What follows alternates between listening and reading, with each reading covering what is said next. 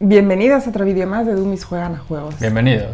En esta ocasión vamos a hablar del Tainted Grail. Así es, hace poco hicimos un vídeo reseña contándoos en profundidad de qué iba el juego y dando nuestra opinión. Os vamos a dejar aquí abajo en la información de el link directo para que podáis acceder a él si os interesa, y también os vamos a dejar el enlace ahí arriba en la esquinita.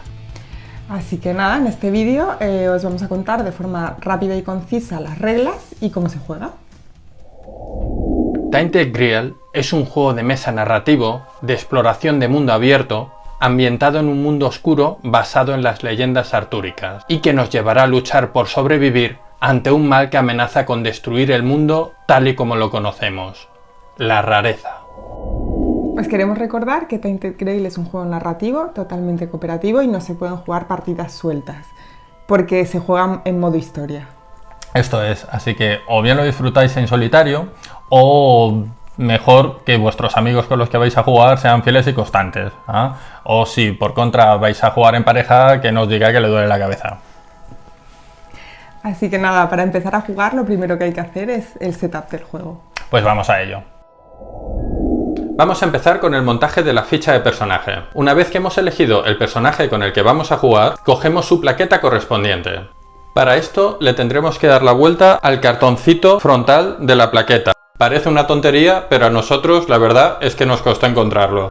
En él podéis encontrar tanto los atributos iniciales del personaje como los recursos iniciales. Y ponemos un cubito rojo que simboliza una unidad en cada uno de ellos, tanto en los atributos como en los recursos. Tanto unos como otros podremos irlos incrementando a lo largo de la partida, pero eso lo explicaremos más tarde.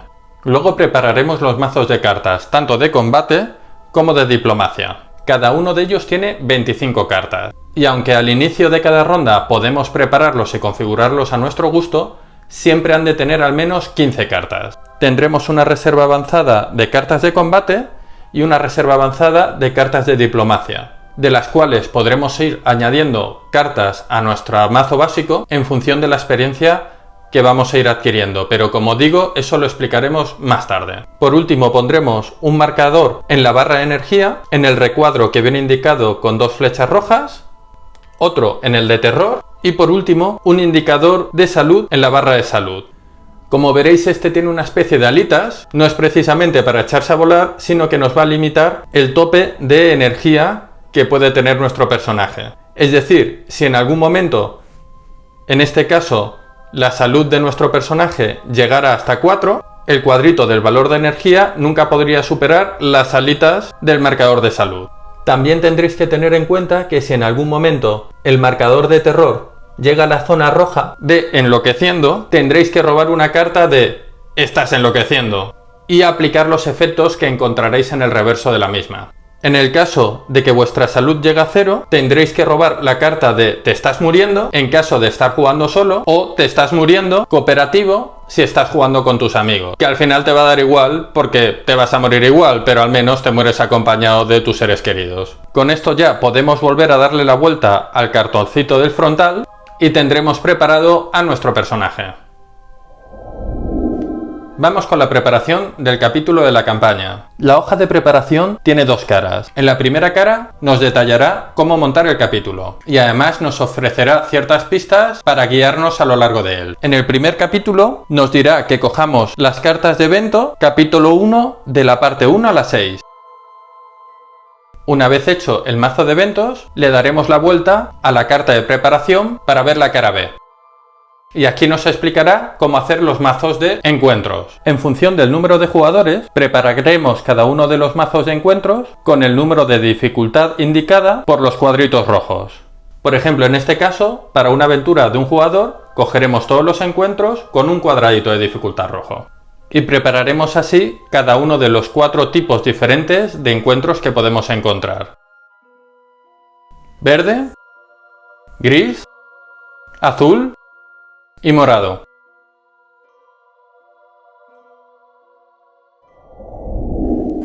A veces da un poco de inseguridad el desarrollo del mazo del capítulo, pero hay que tener fe, todas las dudas se van resolviendo sobre la marcha. Sí, parece que enseguida te vas a quedar sin cartas y que se te va a quedar colgado la historia del juego. Pero no, el mazo está diseñado para que no se acabe nunca, aunque parezca que te quedan pocas cartas, y el libro de campaña te va a avisar expresamente cuándo se termina el capítulo y qué es lo que tienes que hacer o a qué capítulo tienes que pasar cuando esto suceda. Vamos ahora con el montaje del mapa.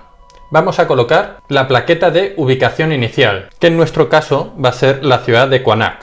En él vamos a ubicar un menhir y le colocaremos un dial con un valor de 9 menos 1 por cada jugador que vaya a participar en la campaña. Por ejemplo, si vamos a hacer una campaña en solitario con un solo jugador, pondremos el dial en 8. Ahora colocaremos todas las placas de localización adyacentes al menhir. Colocamos la miniatura de nuestro personaje en la localización inicial. Ahora ya podremos desplegar los 4 mazos de encuentro. El mazo de eventos del capítulo, nuestros apaños para contadores y dejarnos algo de espacio para ponernos un té, un café, una infusión y algo para picar.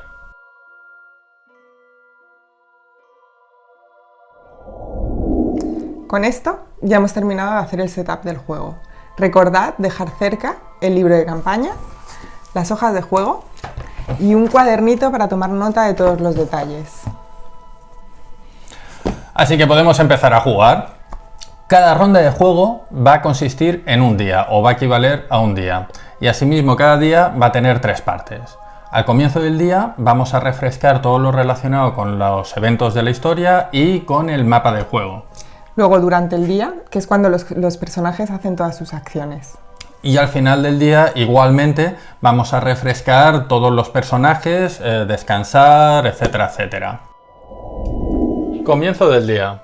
Retira los menhires inactivos y las localizaciones fuera del radio de los menhires. Esto quiere decir que si hubiera algún menhir que no tuviera ya ningún dial, lo retiraríamos del mapa. Entonces desaparecerían todas las localizaciones que no tuvieran un menhir colindante a ellas. ¿Qué pasaría en el caso de que tuviéramos que quitar una plaqueta de localización que ya tuviera un personaje? Pues bien, ese personaje ganaría 2 de terror, recibiría 2 de daño y automáticamente se trasladaría a la localización más cercana y en caso de empate a la localización que tenga un valor menor. Si al hacer esto no quedase ningún menhir activo, sí que se dejarían las placas de localización. Pero en días sucesivos, en la fase de comienzo del día, obtendrán 2 de terror y perderán 2 de vida, hasta que lograsen de nuevo activar otro menhir. A continuación, reduciremos en 1 el valor de todos los diales que están asignados a un menhir. Después revelaríamos la siguiente carta de evento, resolviendo su efecto. No os la vamos a enseñar para no crearos ningún spoiler, pero sí que es importante que tengáis en cuenta la carta de evento tiene un candado rojo, permanecerá en activo para el resto del capítulo, ya que nos está otorgando la posibilidad de realizar una misión a lo largo del mismo. Después se moverán los guardianes. Si hay alguno en juego, tiraremos el dado de coordenadas y aplicaremos su efecto. En caso de salir en blanco, permanecerá en el sitio. En caso de salir una X, desaparecerá del mapa. Para el resto de resultados, simplemente aplicamos la coordenada que haya salido. Si nos viéramos forzados a moverlo a una coordenada donde no hubiera ahora mismo ninguna plaqueta de localización, entonces simplemente moveremos a la localización con el valor más alto colindante a él. Si al moverse de localización entrara en la misma localización que uno de los personajes, automáticamente se activaría un encuentro con este guardián. También pasaría lo mismo si el guardián ese turno no se moviese y se encontrase en la misma localización que nosotros. Después elegiremos las cartas de objeto y secreto activas. Algunas de ellas tienen una palabra clave, como compañero, arma, armadura, reliquia, hay varios tipos. A lo largo del día no podemos tener activas al mismo tiempo ningún tipo de objeto que compartan la misma clave. Así que, por ejemplo, nosotros en este turno mantendremos activada la espada oxidada y el tejón misterioso. Entramos en la segunda mitad del día. Los jugadores se van turnando indistintamente para jugar una acción. No necesariamente en cada ronda se ha de llevar el mismo orden. Así es, podemos tener una ronda en la cual ella vaya primera y luego yo segundo, empezamos la segunda ronda y esta vez decido que yo voy primero y luego ella va primera. Según vaya interesando en el juego. Justo. Y además, si hay varios jugadores compartiendo una localización, pueden decidir gastar la energía todos al mismo tiempo para hacer la misma acción todos juntos al mismo tiempo. Vamos a ver cuáles son las acciones que podemos hacer con nuestros personajes y cómo llevarlas a cabo. Si en un momento dado hemos decidido hacer una acción en conjunto, varios jugadores, y a lo largo de la narración nos pide pagar un coste adicional, ese coste se puede compartir entre los jugadores. Y siempre que podamos pagar todos el coste, ninguno de los jugadores puede abandonar la acción en curso. Si alguno de los jugadores no pudiera costear este coste, entonces sería la única razón por la que podría abandonar la acción en curso. Aunque te lo pueda dejar otro personaje. Claro. Pongo un ejemplo. Si estamos en una ciudad inspeccionando algo y de repente viéramos algo sospechoso y para seguir esa pista tuviéramos que gastar un punto de acción cada uno, si los dos tenemos puntos de acción, o decidimos todos seguirlo o no decidimos seguirlo, pero uno no puede decidir que sí y otro que no, siempre y cuando pueda pagar el coste.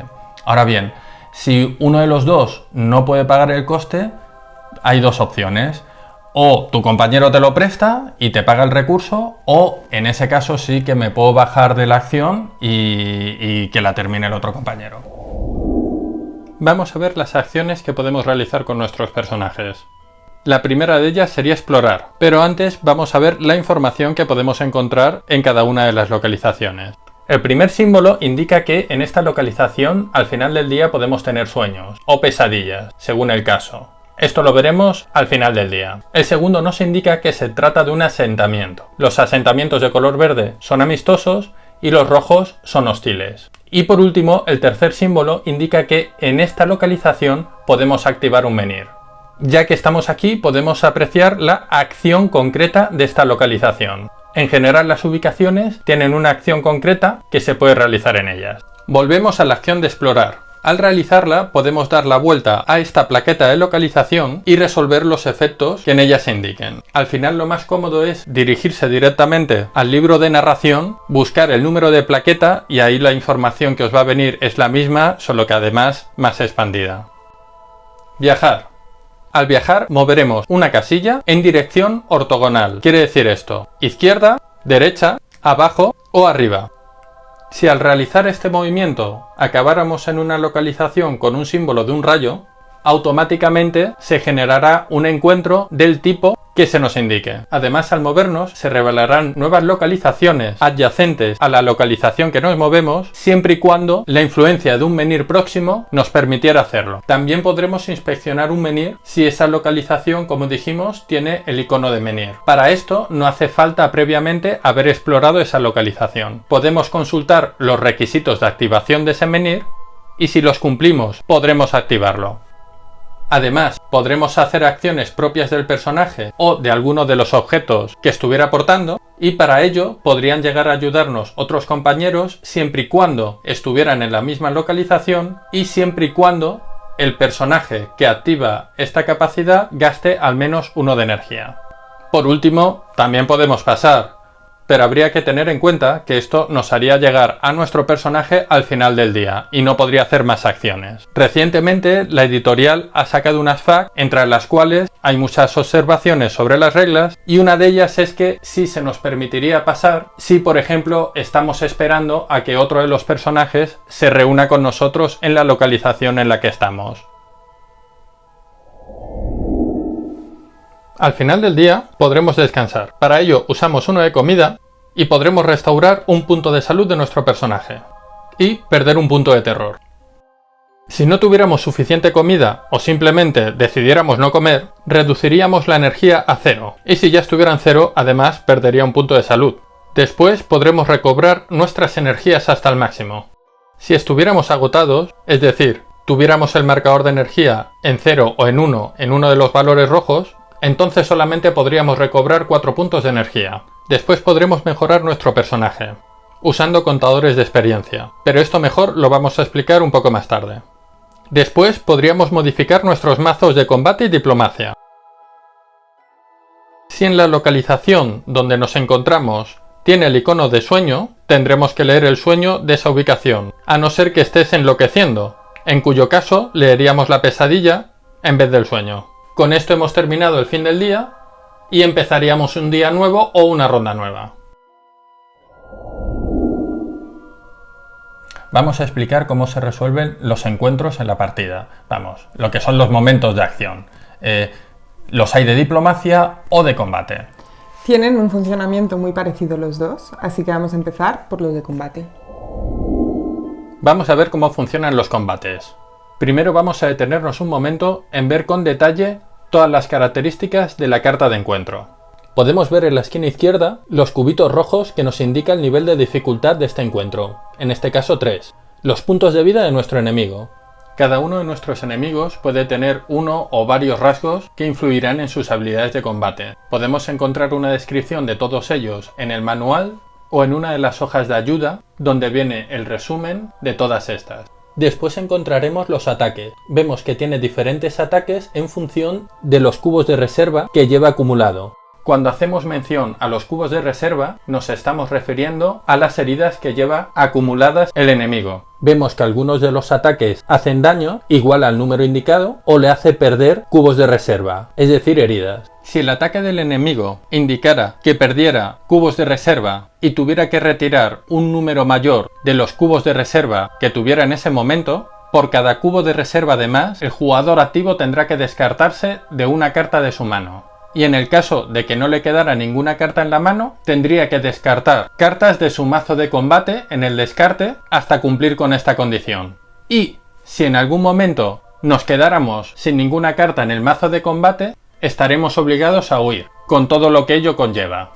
Hay otros efectos posibles que también podréis ver detallados en la hoja de ayuda. Después podemos encontrar el ataque de oportunidad. El ataque de oportunidad es el ataque que nos hará en caso de intentar huir o en el caso de que no juguemos durante una ronda ningún ataque. Si intentáramos huir de un evento, hay que tener en cuenta que además de sufrir el ataque de oportunidad, tendríamos que gastar un punto de energía. Si huyera del combate y estuvieran implicados varios personajes, el resto de personajes todavía estarían dentro del combate. Por último, podremos encontrar tanto la recompensa como el botín que nos otorgará el enemigo en caso de derrotarlo. Será únicamente en caso de derrota. Si el enemigo por alguna razón huyera, no tendríamos ni la recompensa ni el botín. Por otra parte, hay que contar que la recompensa siempre es para todos los jugadores. Es decir, en este caso, todos los jugadores ganarían uno de recompensa. Todos los jugadores que estén implicados en el combate, claro. Sin embargo, el botín es a repartir entre todos los jugadores. Si en este encuentro obtenemos 4 de comida, los podemos repartir entre los jugadores como decidamos. Vamos con el inicio de la ronda de combate. Primero robaremos 3 cartas del mazo de combate. En el caso de que seamos 4 jugadores, únicamente se robarán 2 cartas. Una vez que he robado las 3 cartas, puedo decidir hacer mulligan. Es decir, descartarme de todas ellas y volver a robar.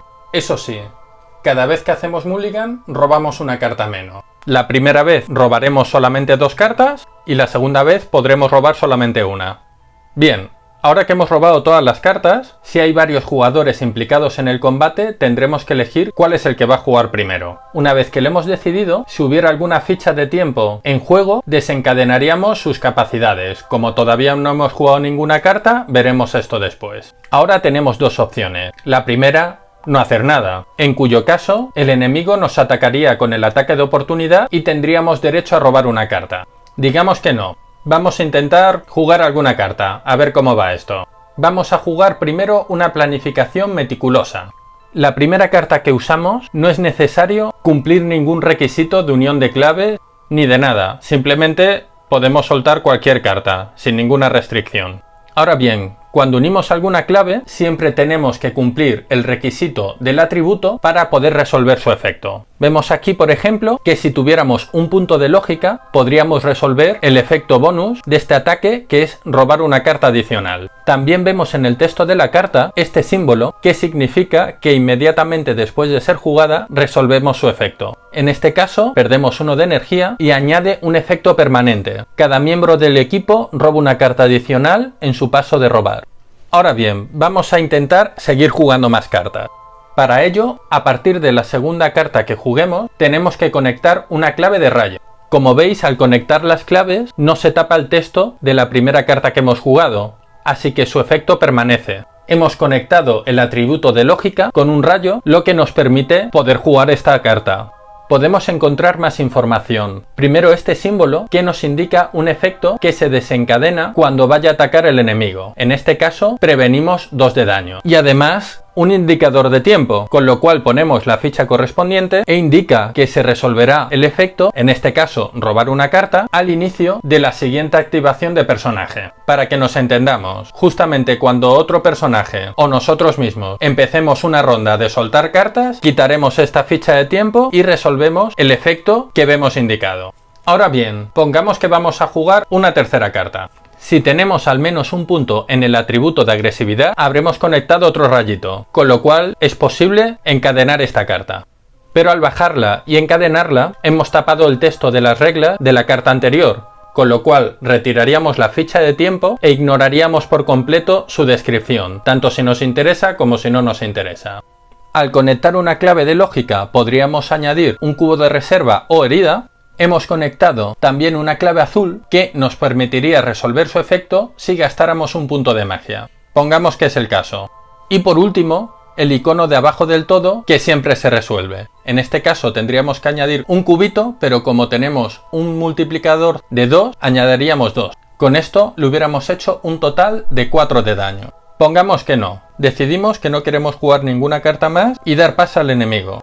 Sería el momento de ver cuánto daño le hemos hecho, en este caso ninguno porque hemos sido un tanto paquete, con lo cual nos haría 4 de daño. Pero como nos hemos reservado defensa, jugaríamos su efecto en la fase de ataque de enemigo, es decir, prevendría 2 de daño, con lo cual solamente recibiríamos 2. Después tendríamos que comprobar si le hemos provocado 18 de daño. En caso de haberle hecho 18 de daño, la habremos derrotado, ganaremos nuestra recompensa y nos repartiremos el botín. Como no es el caso, si quedase algún jugador o jugadores que no hayan intervenido en el combate todavía en esta ronda, tendríamos que designar otro jugador activo. Una vez designado, retiramos los marcadores de tiempo y resolvemos su efecto. En este caso, robamos una carta y volveríamos desde el principio con la secuencia de ataques. Así hasta que no quedara ningún personaje sin activar. Una vez que se hayan activado todos los jugadores se descartarían hasta quedarse con 3 cartas en la mano, robarían una carta adicional y empezarían un nuevo turno de la misma manera que en la ronda anterior.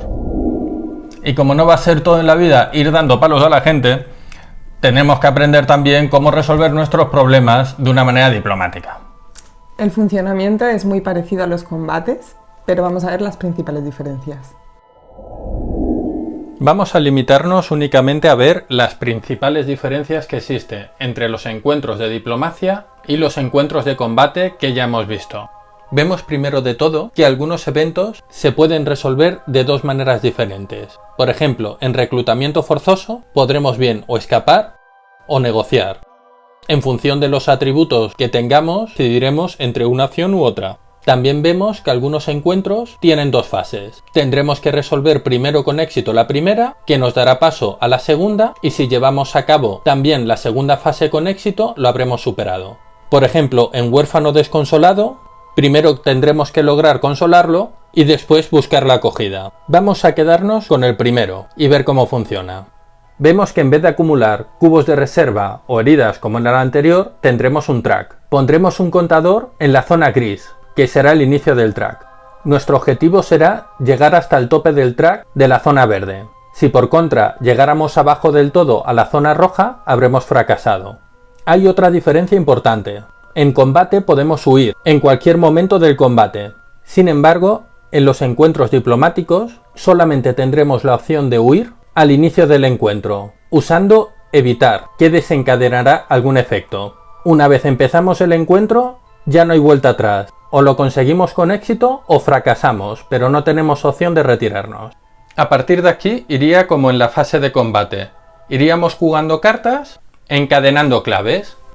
Si hubiéramos elegido, por ejemplo, la opción negociar, por cada clave que consiguiéramos encadenar, resolveríamos el efecto de la clave de diplomacia. En este caso pongamos que tenemos un punto de empatía, pero no tenemos 2 puntos de cautela, con lo cual encadenaríamos solamente la primera clave. Resolveríamos el símbolo de diplomacia y aumentaríamos en 1 el track, una vez si tenemos al menos un punto de empatía y otra vez si tenemos un punto al menos de espiritualidad. decidimos jugar otra carta más conectando una clave de rayito, dando por hecho que tenemos al menos un punto de cautela. Si gastamos un punto de magia, podremos resolver la flecha de subir en el track y otra más por la clave de abajo a la izquierda, que nos otorgaría otra flecha más, que nos llevaría al final del track. Pongamos que no hemos jugado esta carta porque no podíamos o no la teníamos y nos hemos quedado 2 posiciones más abajo. Sería el momento del ataque enemigo. Tendríamos que resolver su efecto, que en este caso sería bajar 2 posiciones en el track. Respecto a lo demás es exactamente igual que en las rondas de combate. Con esto hemos visto el funcionamiento de la ronda de juego y acciones de los personajes. Así es. Así que como lo prometido es deuda, os vamos a enseñar cómo mejorar vuestros personajes con la experiencia que hayáis ido adquiriendo.